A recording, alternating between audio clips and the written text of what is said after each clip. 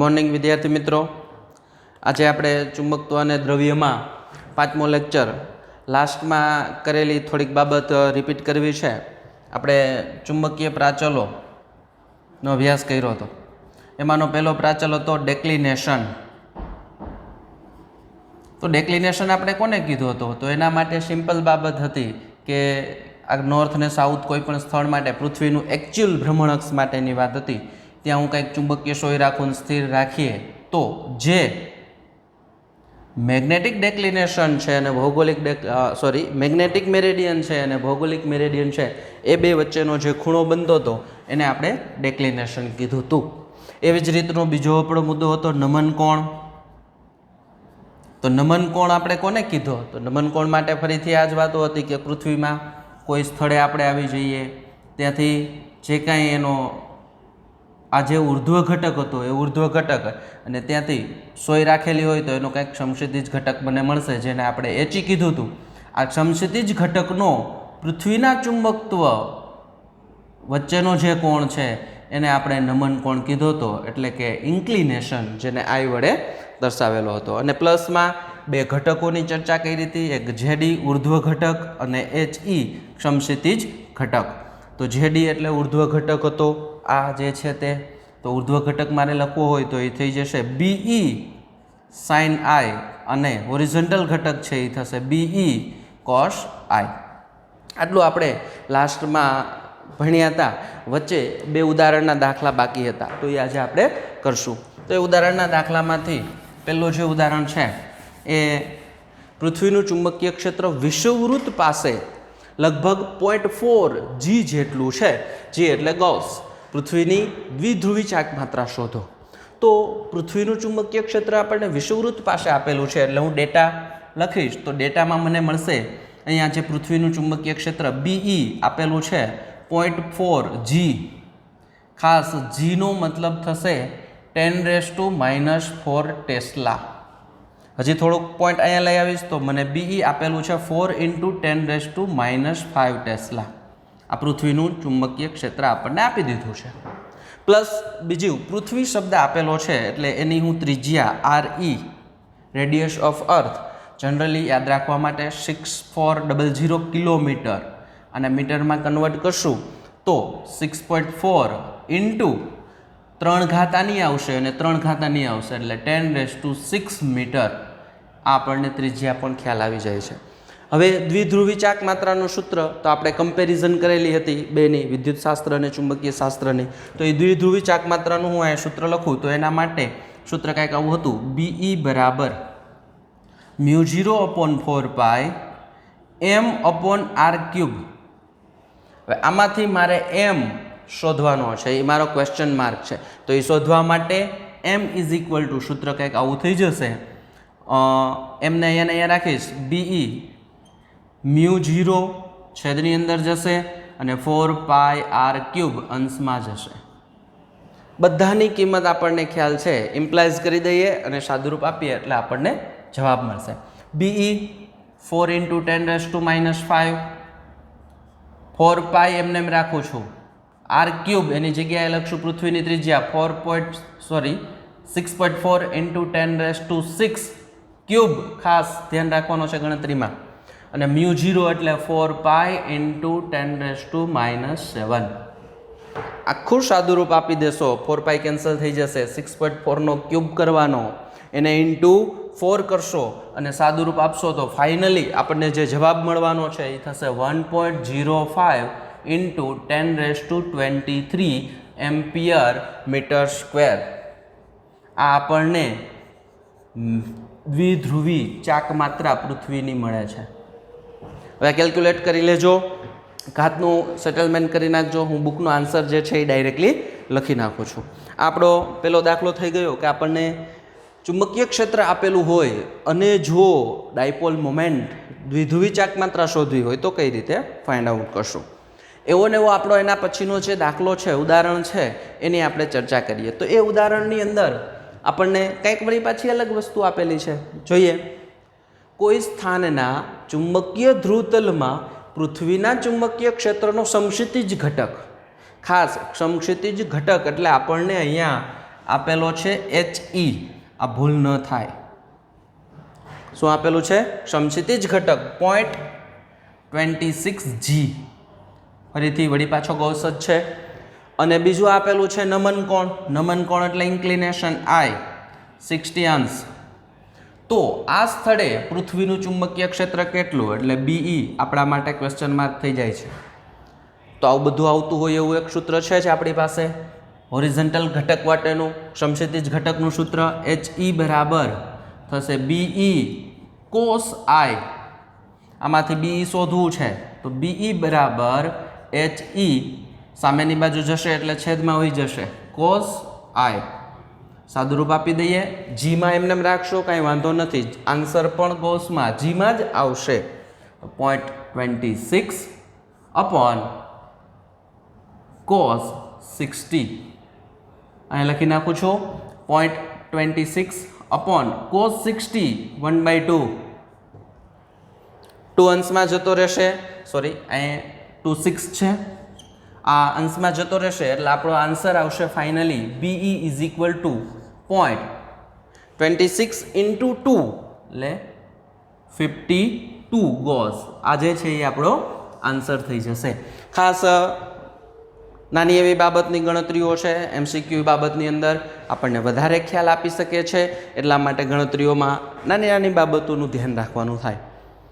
હવે પછીનો આપણો જે મુદ્દો છે એનો ખાસ આપણે જ્યારે અભ્યાસ કરીશું તો એ અભ્યાસની અંદર પૃથ્વીના ચુંબકત્વની જે મેં વાત કરેલી હતી કે બહુ અગત્યનો ટોપિક છે, એ જ રીતે મેગ્નેટાઇઝેશન પણ ખૂબ જ અગત્યનો ટોપિક્સ છે. આ બે ટોપિક્સ ખાસ બોર્ડની એક્ઝામ માટે મોસ્ટ MP કહી શકો છો. MCQ પણ એમાંથી ઘણા બધા પૂછાઈ શકે છે, એટલે ખાસ ધ્યાન રાખવાની બાબતો થાય. તો મેગ્નેટાઇઝેશનમાં જઈએ એ પહેલાં આપણે વાતો કરી કે પૃથ્વીની અંદર જાત જાતના ભાત ભાતના દ્રવ્યો રહેલા છે. પ્લસમાં આપણે પણ ઘણા બધા નવા નવા સંયોજનો શોધેલા છે, તત્વો શોધેલા હોય. તો આ બધાના ચુંબકીય ગુણધર્મોનો અભ્યાસ કરવો હોય તો એના માટે મારે કંઈક નવી રાશિઓને વ્યાખ્યાયિત કરવી પડતી હોય છે. તો એ વ્યાખ્યાયિત કરવા માટે આપણે પહેલી વસ્તુનો અભ્યાસ કરવો છે જે છે મેગ્નેટાઇઝેશન. મેગ્નેટાઇઝેશનમાં જઈએ એની માટે મારે પેલી એક થોડીક પૂર્વધારણા આપણે જે ભણેલા આવો છીએ કે તમે કેમેસ્ટ્રીમાં પણ ભણેલા હશો એની થોડીક વાતો કરવી છે કે પરમાણુમાં ઇલેક્ટ્રોન્સ છે એ ન્યુક્લિયસની ફરતે પરિભ્રમણ કરતા રહેલા હોય, અને જો ઇલેક્ટ્રોન પરિભ્રમણ કરતા રહેલા હોય તો એટલે કે આપણો વિદ્યુત ભાર ગતિમાન છે. વિદ્યુત ભાર ગતિમાં હોય એટલે ચુંબકીય ચાકમાત્રા આવવાની જ છે. પણ આ પર્સનલ ચુંબકીય ચાકમાત્રા થઈ, આવા તો ઘણા બધા ઇલેક્ટ્રોન ગતિ કરતા હશે. તો એ બધાનો હું સદિશ સરવાળો કરું એટલે મને કાંઈક ચોખ્ખી ચુંબકીય ચાકમાત્રા મળશે કે જે શૂન્ય નહીં હોય. ખાસ ધ્યાન રાખવાનું છે, અશૂન્ય એવી ચોક્કસ મને ચાકમાત્રા મળવાની છે. તો હવે આપણે મેગ્નેટાઇઝેશનની અંદર જવું છે તો હું કોઈ પણ પદાર્થ લઈ લઉં છું. એ પદાર્થની અંદર એકમ કદ દીઠ ચોખ્ખી ચાકમાત્રા મેળવી લઉં તો એ મારા માટે મેગ્નેટાઇઝેશન થઈ જશે. મેગ્નેટાઇઝેશન એટલે એને કેટલું ચુંબકત્વ પ્રાપ્ત કરેલું છે એ. તો એ મેળવવા માટેનું એનું સૂત્ર અને સમીકરણ કે પછી વાત કરીએ એની ડેફિનેશનની તો ડેફિનેશન કંઈક આવી થશે કે કોઈ નમૂનો હોય કે પદાર્થ હોય એના એકમ કદ દીઠ ચોખ્ખી ચુંબકીય ચાકમાત્રા. આ શબ્દ અગત્યનો છે, ચોખ્ખી અથવા કુલ ચુંબકીય ચાકમાત્રા છે એને આપણે મેગ્નેટાઇઝેશન કહેવાના છીએ. હવે મેગ્નેટાઇઝેશનની વ્યાખ્યા પરથી મારે સૂત્ર લખવું હોય તો મેગ્નેટાઇઝેશનને આપણે દર્શાવશું કેપિટલ M. ભૂલવાનું નથી, ડાયપોલ મોમેન્ટને સ્મોલ m વડે દર્શાવીએ છીએ, પરંતુ મેગ્નેટાઇઝેશનને કેપિટલ M વડે દર્શાવવાના છીએ. વ્યાખ્યા અનુસાર મારે વાત કરવી હોય તો એકમ કદ દીઠ ચોખ્ખી ચુંબકીય ચાકમાત્રા છે એને આપણે મેગ્નેટાઇઝેશન કહીશું. તો એકમ કદ દીઠ કદ આવશે છેદમાં અને M નેટ એટલે કુલ અથવા તો ચોખ્ખી ચુંબકીય ચાકમાત્રા છે એને આપણે મેગ્નેટાઇઝેશન વડે વ્યાખ્યાયિત કરીશું.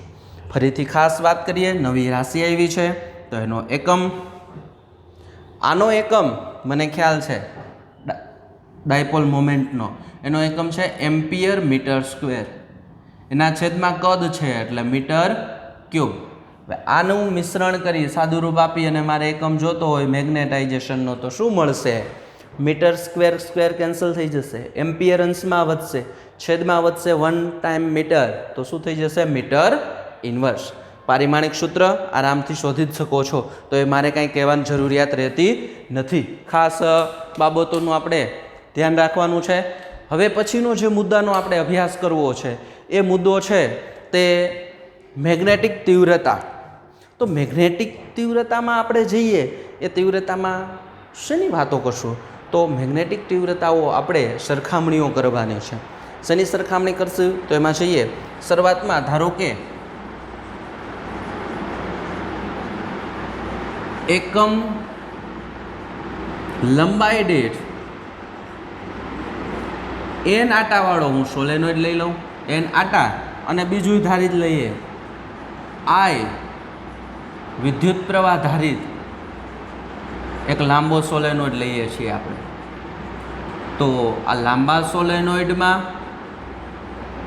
ચુંબકીય ક્ષેત્ર કેટલું? તો પ્રારંભમાં આપણે વાતો કરીએ છીએ, એટલે ચુંબકીય ક્ષેત્રનું સૂત્ર થશે B0 બરાબર μ0 NI. ખાસ બાબત, આ તમે ચોથા ચેપ્ટરની અંદર ગતિમાન વિદ્યુત ભારો એમાં સોલેનોઇડની અંદર આનો અભ્યાસ કરી ચૂક્યા છો. હવે આ B0 જે છે એનાથી આગળ વધવું છે કે આપણે તો સોલેનોઇડ છે, તો સોલેનોઇડની વચ્ચે કંઈક દ્રવ્ય હું મૂકી દઉં છું. તો ખાસ થોડી બીજી વાતો કરશું કે જો સોલેનોઇડની વચ્ચે કંઈક દ્રવ્ય મૂકેલું હશે તો એ દ્રવ્યને લીધે પણ કંઈક ચુંબકીય ક્ષેત્ર છે એ મને મળવાનું છે. તો હવે આ ચુંબકીય ક્ષેત્ર કંઈક વધારાનું મળ્યું છે, તો વધારાના ચુંબકીય ક્ષેત્રની વાતો કરીએ તો હવે મારું ચુંબકીય ક્ષેત્ર છે કુલ ચુંબકીય ક્ષેત્ર વડે હું વ્યાખ્યાયિત કરું છું કે કુલ ચુંબકીય ક્ષેત્ર કેટલું, જેને હું કહીશ B. ખાસ ધ્યાન રાખવાની છે, B0 તો હતું જ. હવે વધારાનું કયું આવેલું છે? તો વધારાનું આ જે કાંઈ દ્રવ્ય મૂકેલું છે એ દ્રવ્યના ચુંબકીય ગુણધર્મોને લીધે કંઈક વધારાનું ચુંબકીય ક્ષેત્ર મને જોવા મળે છે, જેને હું દર્શાવી દઉં છું BM વડે. હવે આ B0 તો મને ખ્યાલ છે, μ0 NI ત્યાં લખી શકું છું. BM કે જે વધારાનું ચુંબકીય ક્ષેત્ર હતું એ ક્યાંથી આવ્યું એની આપણે ચર્ચા કરીએ. તો એ વધારાનું ચુંબકીય ક્ષેત્ર માટે આ જે વધારાનું ચુંબકીય ક્ષેત્ર છે એ વધારાનું ચુંબકીય ક્ષેત્ર, હું ખાલી ક્ષેત્ર જ લખું છું, એ મેગ્નેટાઇઝેશનના સમપ્રમાણમાં થશે. શું કામ ભાઈ મેગ્નેટાઇઝેશનના સમપ્રમાણમાં થયું? તો મેગ્નેટાઇઝેશન એટલે ડાયપોલની ચાક માત્રા એકમ કદ દીઠ છે, તો એના લીધે કંઈક દ્રવ્યને લીધે ચુંબકત્વ ઉત્પન્ન થયેલું છે. એટલા માટે વધારાનું જે ચુંબકીય ક્ષેત્ર છે એ એમના સમપ્રમાણમાં મને જોવા મળે છે. હવે એ એમના સમપ્રમાણમાં જોવા મળ્યું, તો સમપ્રમાણ દૂર કરવા માટે ખાસ બાબતોનું આપણે ધ્યાન રાખીએ છીએ કે જો મારે આ સમપ્રમાણ દૂર કરવો છે તો એ સમપ્રમાણ દૂર કરવા માટે મારું જે નેક્સ્ટ સૂત્ર છે કે BM મારે લખવું હશે તો BM બરાબર થઈ જશે μ0M. આ μ0 છે એ શૂન્યાવકાશની પરમિએબિલિટી જ છે, આપણને ખ્યાલ છે. હવે સૂત્ર કેવું થઈ ગયું? તો હવે સૂત્ર મારું જે છે B વાળું એ કંઈક આવું થઈ જશે, B બરાબર B0 પ્લસ μ0 × M. હવે વધારાના કંઈક ક્ષેત્રનો આપણે અહીંયા ખ્યાલ મળવો છે આપણી સગવડતા માટેના. તો સગવડતા માટે લઈ જવા માટે ટેક્સ્ટબુકમાં તો ડાયરેક્ટલી આપી દીધો છે કે વધારાનું એક ચુંબકીય ક્ષેત્ર છે એ મૂકવું છે, એ સગવડતા ખાતર છે, એ જે છે એ H છે. પણ આ H આવે છે કોણ છે? કોણ H ભાઈ? તો એનો ખ્યાલ થોડોક મેળવીએ કે આપણે જ્યારે સોલેનોઇડની વાત કરું તો બાહ્ય વિદ્યુત ભાર, વિદ્યુત પ્રવાહ હતો, એ વિદ્યુત પ્રવાહને કારણે કંઈક ચુંબકીય ક્ષેત્ર ઉત્પન્ન થવાનું છે, કારણ કે એમાં વિદ્યુત ભાર ગતિ કરવાના છે. ગતિ કરેલા વિદ્યુત ભાર પ્રવાહ ઉત્પન્ન કરશે અને પ્રવાહનો ફેરફાર મને આપશે ચુંબકીય ક્ષેત્ર. તો એ ચુંબકીય ક્ષેત્ર છે એ અહીંયા H છે, જેને હું આવી રીતે પણ દર્શાવી શકું છું, N × I. અહીંયા હું IF લખી નાખું તો પણ ખ્યાલ આવે. IF એટલે ફ્રી ચાર્જ, કે બહારનો જે મુક્ત વિદ્યુત ભાર હતો એના કારણે મને અહીંયા H મળે છે. તો હવે આપણું સાદું સૂત્ર જે હતું આ B0 બરાબર μ0 NI, તો એમાં એનઆઈ તો ઓલરેડી ત્યાં છે જ, એના બદલે હું એચ લખી શકું છું. તો હું એચ બરાબર આવું પણ લખી શકું. ધ્યાન રાખજો, આના બરાબર એચ લખી શકું છું. તો μ0 જશે છેદમાં, તો એચ બરાબર શું થઈ જશે? B0 ના છેદમાં μ0. હવે મારું સૂત્ર કેવું થઈ ગયું છે? તો એ સૂત્ર અહીંયા હું એચ લઈ આવું છું, પણ એચ ડાયરેક્ટલી લઈ આવી શકતો નથી. તો હવે જે સૂત્ર છે એની અંદર મારે વાત કરવી છે. તો અહીંયા હું B0ની કિંમત મૂકું છું. જોજો બાળકો, B બરાબર સૂત્ર થશે આવું. અહીંયા જે B0 છે એમાં મ્યુ લઈ આવવો છે, તો એચ લઈ આવવો હોય તો શું થશે? મને આ સામેની બાજુ જશે, એટલે μ0 H પ્લસ μ0 M. તમારી બુકની અંદર આ સૂત્ર ડાયરેક્ટલી આવું આપેલું છે. μ0 કોમન ને સામેની બાજુ જવા દો, એટલે એચને કરતા બનાવીશ. તો એચ બરાબર આ બુકનું સૂત્ર લખું છું, B/μ0 માઇનસ M. ખાસ આ ટેક્સ્ટ બુકનું સૂત્ર છે. જો મારે એચ શોધવો હોય, આ નવો વધારાનો જે ઘટક મળે છે, ચુંબકીય ક્ષેત્ર મળે છે, એની વાતો કરવી હોય તો એ છે. અને આપણે ચુંબકીય ક્ષેત્રની તીવ્રતા પણ કહીશું. આ ભૂલ કરવાની નથી, જેને આપણે એચ વડે દર્શાવીએ છીએ. હવે આગળ હજી સાદુરૂપ અહીંયા પોસિબલ છે, એટલે હું સાદુરૂપ આપું છું. તો શું થશે? μ0 કોમન નીકળી જશે, સૂત્ર મળશે H પ્લસ M. આ થયો આપણો બી, કે હવે મારું ચુંબકીય ક્ષેત્ર છે એ કંઈક આટલું થાય છે. હવે આ ચુંબકીય ક્ષેત્રની આપણે આગળ હજી ડિસ્કશન કરવી છે કે અહીંયા મને બે પ્રકારના ક્ષેત્રનો સરવાળો મળ્યો. એક ક્ષેત્ર કયું હતું? એચ. તો એચ કોના લીધે છે? તો એ બાહ્ય પ્રવાહને લીધે ઉત્પન્ન થયેલું ચુંબકીય ક્ષેત્ર અથવા ચુંબકીય ક્ષેત્રની તીવ્રતા છે. એવી જ રીતે બીજું છે એમ. તો એમ કોના લીધે છે? તો એ દ્રવ્યના ગુણધર્મને લીધે, અથવા તો અંદર જે કાંઈ મેં દ્રવ્ય મૂકેલો હતો શરૂઆતમાં, એ દ્રવ્યના ગુણધર્મને લીધે ઉત્પન્ન થયેલી ચુંબકીય ક્ષેત્રની તીવ્રતા છે. અને બીજી એક ચર્ચા કરીએ કે બે એકબીજા સાથે આવી રીતે રિલેટેડ છે, તો બે વચ્ચે કંઈક સંબંધ પણ હોવો જોઈએ. તો એ સંબંધને આપણે અહીંયા વ્યાખ્યાયિત કરવો છે. જનરલી હું આવું લખી શકું છું કે એમ ડાયરેક્ટલી પ્રપોર્શનલ ટુ એચ. એમ અને એચ બંને એકબીજાના સમપ્રમાણમાં મને જોવા મળે છે. તો જો એમ અને એચ એકબીજાના સમપ્રમાણમાં જોવા મળતા હોય તો મારે અહીંયા એમની કંઈક કિંમત રિપ્લેસ કરવી છે. એટલે અહીંથી હું એક અચળાંક લઈ આવું છું વળી પાછું. કાય અથવા તો શાય પણ કહેવામાં આવે છે, કે કાય પણ કહી શકો છો. શાય એકચ્યુઅલી ઉચ્ચારણ છે. જે છે એ ડિસ્કશન ત્યાં સામેના ભાગમાં હું કરું છું. એ ડિસ્કશનની અંદર આપણે જે ચર્ચાઓ કરીએ છીએ એ ભાગ અહીંયા થોડોક રિપીટ કરીશું. તો એમની અંદર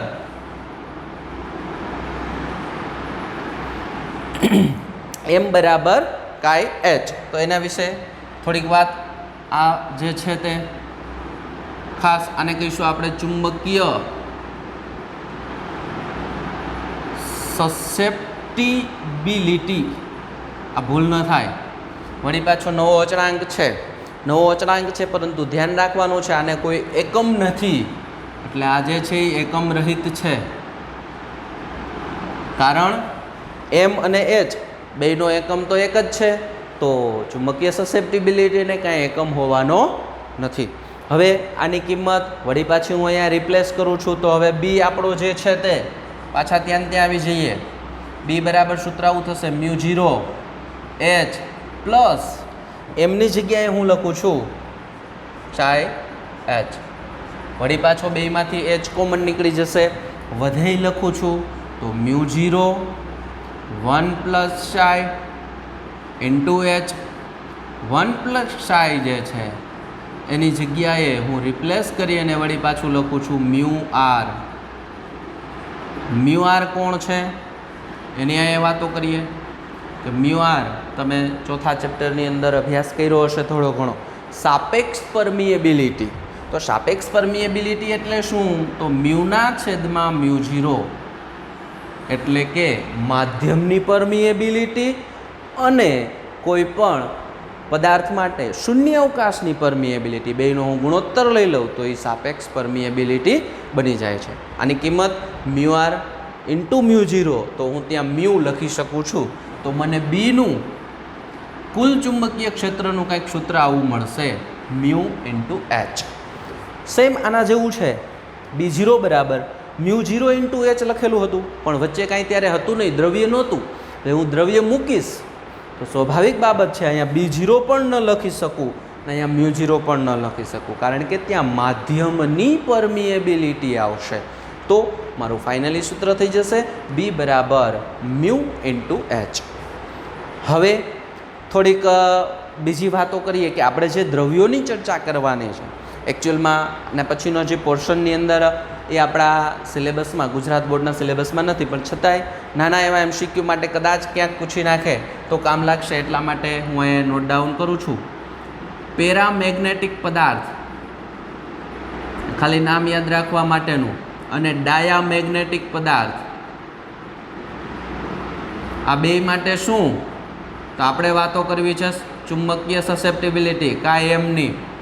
એનું મૂલ્ય કેટલું, તો એનું મૂલ્ય આના માટે મૂલ્ય ખૂબ જ નાનું અને ધન મૂલ્ય જોવા મળે છે, ધ્યાન રાખવાનું છે, પ્લસ પોઝિટિવ કાયમનું મૂલ્ય. ડાયામેગ્નેટિક પદાર્થ માટે શું, તો મૂલ્ય તો નાનું જ, પરંતુ એ મૂલ્ય જે છે એ ઋણ મૂલ્ય જોવા મળે છે, નેગેટિવ મૂલ્ય જોવા મળે છે. આ બાબતો બંને માટે ડિફરન્ટ જોવા મળશે. ખાસ ધ્યાનમાં રાખવા જેવી બાબતો જે છે તે મેગ્નેટાઇઝેશન એટલે શું, તો એકમ કદ દીઠ ચોખ્ખી ચુંબકીય ચાકમાત્રા છે તેને આપણે મેગ્નેટાઇઝેશન કહીએ છીએ. પછી મેગ્નેટિક તીવ્રતાની અંદર આવ્યા, તો મેગ્નેટિક તીવ્રતામાં મેં પહેલાં સાદા સોલેનોઇડ માટે સૂત્ર લખ્યું, હવે એની વચ્ચે કાંઈક દ્રવ્ય મૂક્યું, તો દ્રવ્ય મૂકીશ એટલે ચુંબકીય ક્ષેત્ર કાંઈક ચેન્જ થશે. બી ઝીરો તો હતું જ, વધારાનું કાંઈક ચુંબકીય જે વચ્ચે મૂકેલો પદાર્થ છે એના મેગ્નેટાઇઝેશનને લીધે કંઈક વધારાનું ચુંબકીય ક્ષેત્ર મળશે, અને જેના કારણે આખું આ સૂત્ર બનશે. આ કોના પર આધાર રાખે છે, એના ઉપરથી કિંમત મૂકી અને પાછું બીમાં રિપ્લેસ કર્યું તો મને આવું સૂત્ર મળે છે. એમાંય આપણી સગવડતા માટે એક નવો ચુંબકીય ક્ષેત્રની તીવ્રતા લઈ આવ્યા, એચ. એચ ક્યાંથી આવ્યો આ ટેક્સ્ટ બુકમાં વાત નથી, એટલે થોડી ઘણી આપણી જે કાંઈ બાબતો હતી એને નોટ ડાઉન કરીને રાખવી પડે. હવે એની કિંમત મૂકેલી મ્યુ ઝીરો, એમાં વળી પાછી બે આવ્યા, 1 ને 2ની તીવ્રતા જોવા મળી, તો એક ચુંબકીય ક્ષેત્રની તીવ્રતા એટલે બાહ્ય પ્રવાહને લીધે કંઈક જોવા મળતું હતું એ, બીજું એમ એટલે કે દ્રવ્યના ગુણધર્મોને લીધે મને જે જોવા મળતું હતું તે, એટલે એને પ્રપોર્શનલ મૂક્યું. નવો અચળાંક લઈ આવ્યા ક્ષાય એમ, જેને કહેવાય ચુંબકીય સસેપ્ટિબિલિટી, જે ખાસ એકમરહિત રાશિ છે.